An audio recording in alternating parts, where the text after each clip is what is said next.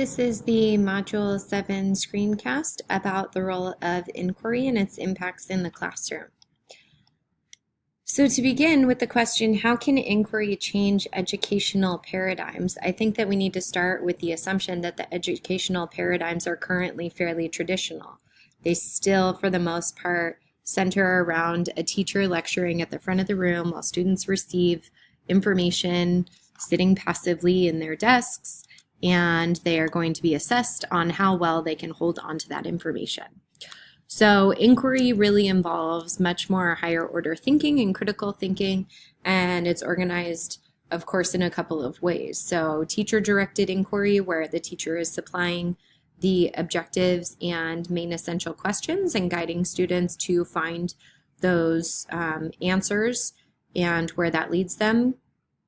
The teacher-student shared model, where students now have a more active role, though it's still ultimately under the guidance of the teacher as to what is going to be studied, why is it going to be studied, what kind of products are going to be created, how are you going to demonstrate your knowledge.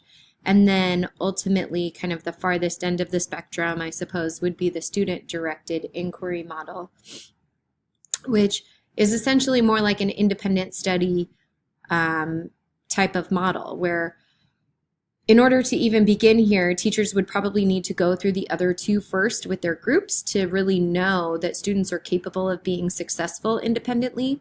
Otherwise, you could be setting them up for failure. But once they've shown the maturity and the refining of their own skills and abilities, then this independent study would allow students to truly engage in and explore whatever it is that they are interested while they are harnessing whatever the content or curriculum standards or literacy standards might be for your particular class.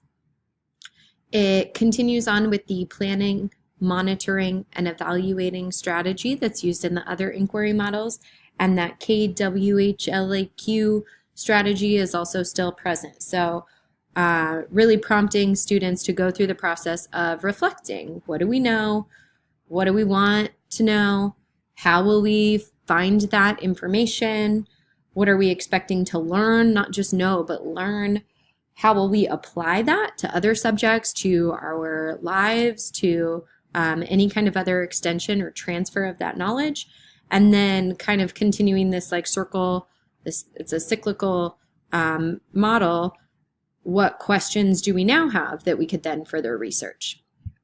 So with these different models, essentially inquiry allows that the focus stays on skills instead of content. So for instance, in English, sometimes we get caught up in, if somebody asks us what we teach, well, I teach To Kill a Mockingbird, Macbeth, and Lord of the Flies. Well, no, you don't. You teach skills, you teach your standards, and you do that through these certain texts. So for me in English, I think these inquiry models work really well because unlike science or history, we don't really have content standards. So allowing students to kind of take a more active role in figuring out kind of what to learn and how to learn it does feel appropriate. By doing that, it also enables students to recognize their own learning powers, what they have the potential to do, to find, to uncover, to produce. And by doing that, there's definitely an increased level of engagement, and their performance is most likely going to be stronger because they care about what they're studying. For a multidisciplinary approach changing educational paradigms, I think that this is becoming the new norm, or at least the new hope for the new norm, for sure. The idea of linked learning and cross-curricular collaboration is really important, ultimately, I think, because it allows kids to see that their learning matters in a larger way than whatever exists in a 45-minute period of studying something particular. Two quotes that I liked from Barrel. He said that learning can become more meaningful and thereby long-lasting if students are successful in relating and making connections to knowledge, skills, and attitudes among their different subjects. And then also teachers can challenge students to reach beyond the restrictions of the classroom walls to make connections among the subjects they are learning. And to me, I think the most important words in both of those quotes are connections, because if students recognize that everything they're learning is connected and has that potential, then they're more likely to see kind of the why behind it all. Ultimately, integrating thinking versus integrating concepts. I think integrating thinking is probably where more schools are able to currently go, where each discipline kind of takes on maybe the same theme or something like that, but they explore within their own content, their own subject matter, and it's able to still remain an isolated activity, even though you can say, oh yeah, and this connects to what you're doing in this class. Whereas integrating concepts, my understanding was that that was more closely linked, and that would be much more like a linked learning model where the subjects are really working closely together to tie in the activities that students are working on, the products that students are working on, so that they're learning this really shared set of values in their materials. So what could this look like in a real classroom setting? Well, for me, in my final project, Megan and I created a unit about the Great Pacific Garbage Patch, and that was inquiry-based with a lot of research and questioning behind it through Socratic seminars and creations of PSAs. And that's very interdisciplinary because I'm an English teacher, she teaches global studies, but we also found a lot of potential further avenues where it could go if we had the resources provided to us with the sciences, with a biology or an ecology or something like that. And with math, there were just a lot of connections that could have been made.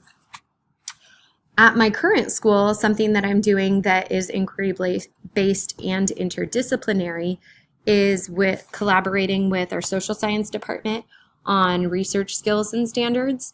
So instead of having students research a topic of my choosing, I took this year to just really reinforce a skills-based mode of instruction. How do we find sources? How do we evaluate sources? How do we report the most important details and evidence from those sources?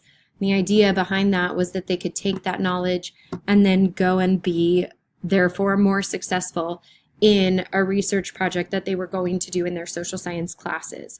And so their teachers and I discussed what types of things or expectations do you want to have of them so that I can have them practice in here and then apply that in your class. I know that's not content-based, but skills-based, it seems like that involved inquiry and cross-collaboration. I think there's probably a level that we do this with vertical alignment as well, making sure that our 10th graders are doing things that will support the work that they are going to do in 11th grade. I know that's not quite interdisciplinary, but it still is its own animal. Kind of zooming out a little bit, I think that this on a campus would just ultimately look like authentic, real, meaningful learning. And I feel like we see this a lot more successfully in these pathways. So for instance, in a medical biology pathway, in a criminal justice pathway. But when we don't have that thematic pathway label, that's usually where I recognize our struggle. But it's certainly finding its way. I'm really curious to see how this evolves over the next 10 years because I think that there's a lot of value in it. So that is Module 7.